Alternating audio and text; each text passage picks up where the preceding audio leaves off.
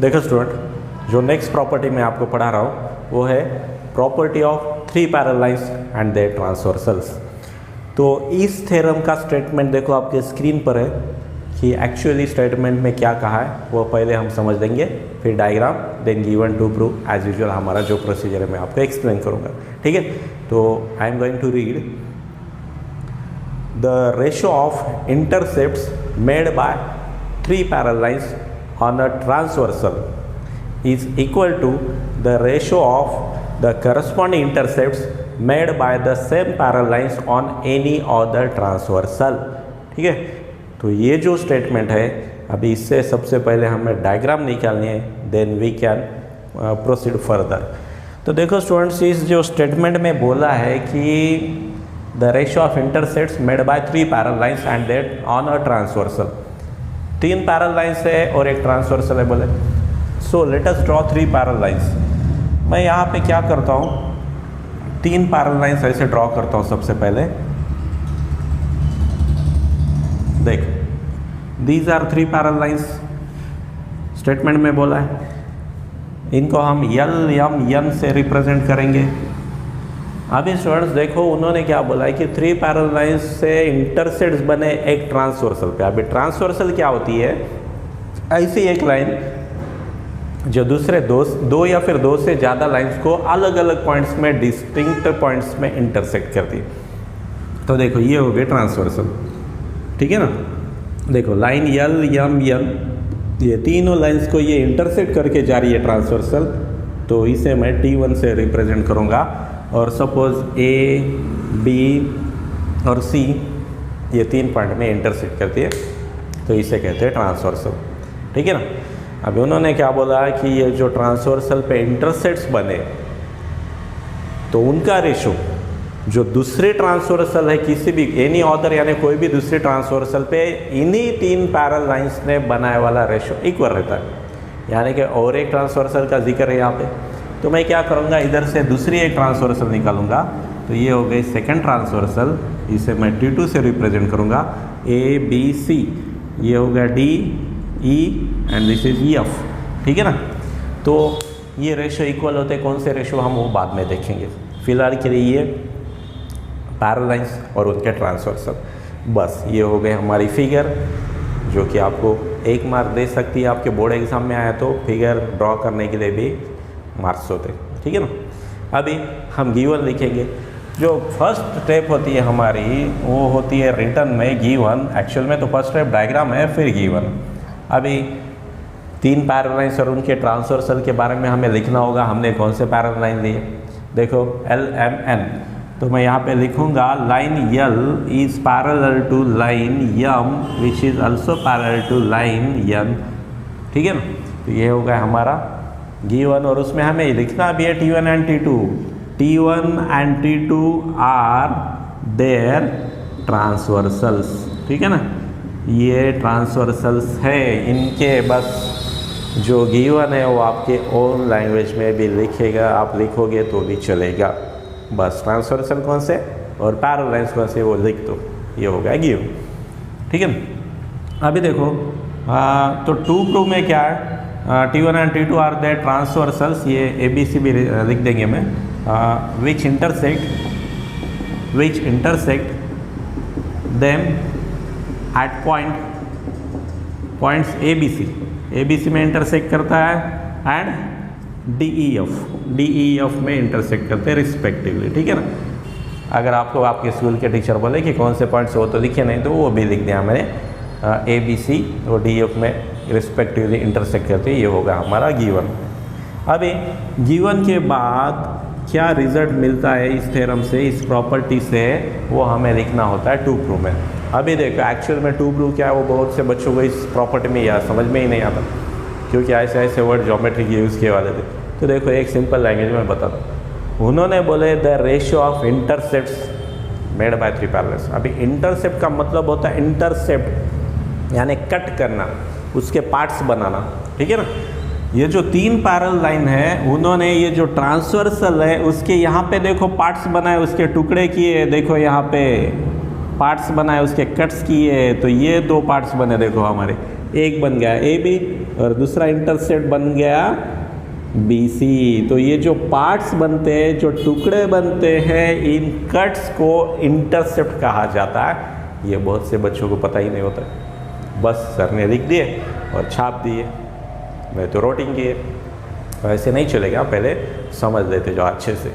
देखो इंटरसेप्ट्स कौन से हैं, तो ये जो ट्रांसवर्सल है पहली, उस पे AB और BC ये दो इंटरसेप्ट्स बने हैं, तो इनका रेशो बोले, तो इनका रेशो यानी कि डिवीजन, AB और BC का डिवीजन, ये रेशो इक्वल होता है बोले, किसके साथ इक्वल होता है, तो जिससे दूसरी ट्रांसवर्सल पे सेम पैरेलल लाइंस ने बना वाले इंटरसेप्ट्स के साथ।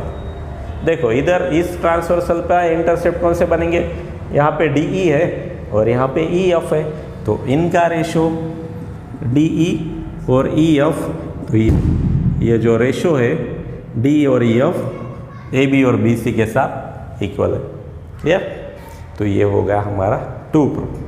अभी देखो स्टूडेंट्स, ये हमें आंसर लाना है, तो अगर ज़रूरी है तो कंस्ट्रक्शन करना है। मैं इससे पहले आपको एंगल बाइसेक्टर की प्रॉपर्टी मैंने पढ़ाई, अभी ये 3 parallel lines and the transversal की प्रॉपर्टी पढ़ा रहा हूँ। ये जो दोनों प्रॉपर्टीज़ है वो बेसिक प्रोपोर्शनैलिटी थ्योरम यानी BPT के एप्लीकेशन से, तो ऑब्वियसली हमें उसका इस्तेमाल करके ये प्रूव कर रहा है। इजीली जाएगा आपको, अदर मेथड से भी प्रूव कर सकते हो आप, लेकिन आपके क्लास के लिए ये BPT से एक्सपेक्टेड है। तो BPT में क्या होता है कि AB और BC का रेशो और DE और EF का रेशो इक्वल होता है सिंपली, लेकिन वो ट्राइंगल में होना ज़रूरी है। यहाँ पे तो ट्राइंगल नहीं दिख रहे, देखो ये तो क्वाड्रिलेटरल दिख रहे हैं मुझे। तो मैं क्या करूँगा, मुझे AB और BC का रेशो चाहिए, पैरेलल लाइंस भी है यहाँ पे। BPT का इस्तेमाल करने के लिए मैं कंस्ट्रक्शन करूँगा, या तो आप AF ज्वाइन कर लो, ठीक है ना, या तो आप CD ज्वाइन कर लो, कोई भी एक ड्रॉ कर लो, तो आपको 2 ट्राइंगल्स मिल जाएंगे। देखो अभी इधर से एक ट्राइंगल होगा और ऊपर से एक ट्राइंगल होगा। रीज़न बता रहा हूँ, कंस्ट्रक्शन क्यों करना है, मुझे BPT यूज़ करना है। BPT के लिए पैरेलल लाइंस चाहिए, यहाँ पे पैरेलल लाइंस दिए वाले ट्राइंगल्स चाहिए, बोल के मैंने कंस्ट्रक्शन ऐसा किया कि मुझे 2 ट्राइंगल्स मिल सके। ठीक है, बस ये हो गया कंस्ट्रक्शन। मैंने क्या ड्रॉ किया, सेगमेंट AF, और ये जो सेगमेंट है सपोज यहाँ पे इंटरसेक्ट कर रहा है G पॉइंट पे, ठीक है।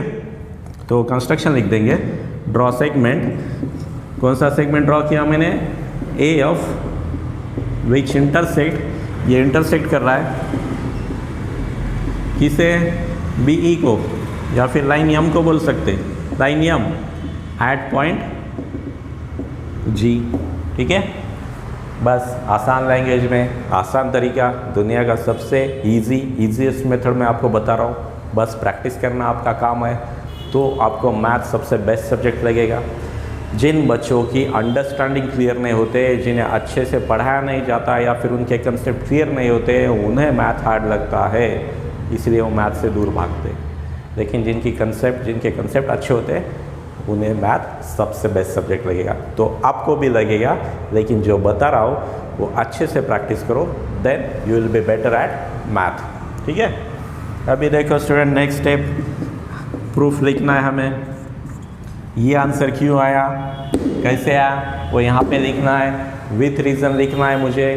तो इसके लिए अभी मैं BPT का इस्तेमाल कर रहा हूँ। अभी आपको कंस्ट्रक्शन के वक्त बताया, देखो ये ट्राइंगल कंसीडर करेंगे अभी, ACF, consider this triangle ACF, in triangle ACF बोलो मुझे, ये जो BG दिख रहा है ये CF को तो पैरेलल है, क्योंकि ये तीनों लाइन पैरेलल गिवन में दिए वाला है। In triangle BG is parallel to किसे, CF से पैरेलल है, रीजन गिवन है, दिए वाला है क्वेश्चन में, स्टेटमेंट में दिए वाला है।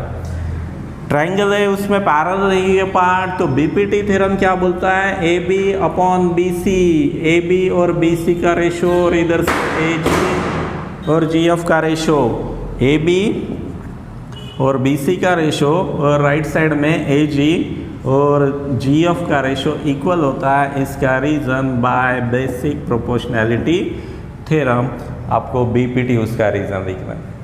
ठीक है ना, तो इसे मैं इक्वेशन 1 करके साइड में लिख देता हूँ। AB और BC हमारा पार्ट 1 आ गया। देखो अल्सो इन ट्राइंगल, अभी ऐसे ही देखो आप, ये जो दो ट्रायंगल बने, ये नीचे से एक ट्रायंगल बन गया और इधर ऊपर से एक ट्रायंगल, ये ऊपर का देखो ADF, ये वाला ट्रायंगल, ठीक है ना, ADF। उसमें देखो थोड़ा आपको उल्टा देखना पड़ेगा, ठीक है ना। अब बोर्ड पे तो मैं उल्टा चढ़ नहीं सकता, लेकिन आप आपकी नोटबुक रोटेट कर सकते हो, ठीक है। उसे रोटेट करके देख लो, 180 डिग्री में रोटेट करो कि आपको दिखाई देगा कि G पैरेलल है AD से, तो सीधा सीधा FE अपॉन ED और FG, उसे मैं GF लिखूंगा, GF और AG, ये रेशो BPT से आप इक्वल लिख सकते हो। बस यही हमें लिखना है BPT से। देखो तो कौन सा ट्रायंगल कंसीडर कर रहा हूँ मैं, इन ट्रायंगल FDA बोलूँगा अब मैं उसे, इन ट्रायंगल FDA, ठीक है ना। और नाम उसके ऐसे लिखूँगा कि इसके साथ मैच हो जाएंगे, आपको कंफ्यूज नहीं होगा, ठीक है। क्या है, GE पैरेलल AD से, GE पैरेलल AD से, बराबर। ये रीज़न स्टेटमेंट में दिए वाला है तो गिवन है पैरेलल। तो BPT से मुझे क्या मिलेगा कि ये GF, बराबर, FG के वजह मैं GF लिखूँगा, ये GF और इधर से AG, इन दोनों का रेशो मैं उल्टा ले रहा हूँ, देखो हाँ, GF और AG का रेशो, GF और AG का रेशो, ठीक है ना, ये इक्वल है। थोड़ा राइट से इधर लिखता हूँ मैं, GF और AG का रेशो, ये आपके इसके साथ मैच हो जाएगा, बराबर। GF और AG का रेशो, तो इधर से EF और DE का रेशो, ये दो रेशो, EF और DE, EF और D के रेशो के साथ इक्वल है। इसका रीज़न है बाय बेसिक प्रोपोर्शनैलिटी थ्योरम, और इसे मैं फिलहाल के लिए ऐसे रखता हूँ, ठीक है। अब देखो स्टूडेंट,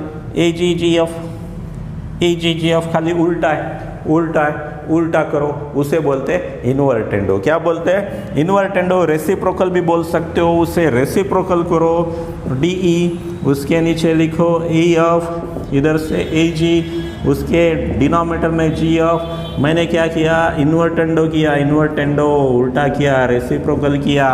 अब देखो AGGF राइट पार्ट से मैं, तो लेफ्ट पार्ट भी इक्वेशंस का सेम होता है, तो मैं इसे करूँगा फ्रॉम टू इक्वेशन 2, और यहाँ पे लिखूँगा from equations 1 and 2 we get, क्या मिलेगा हमें मिलेगा कि राइट पार्ट सेम है दोनों इक्वेशन के, राइट साइड सेम है तो लेफ्ट साइड भी इक्वल होंगे। AB upon BC is equal to DE upon EF, ठीक है। AB upon BC is equal to DE upon EF, जो कि हमारा आंसर था। AB upon BC is equal to DE upon EF, जो कि हमारा आंसर था। AB upon BC DE upon EF hence proved, बोल के आखिर में आपका ब्रांड छाप दो, ठीक है। बस तो ये हो गई property 3 parallels and their transversal की, ठीक है।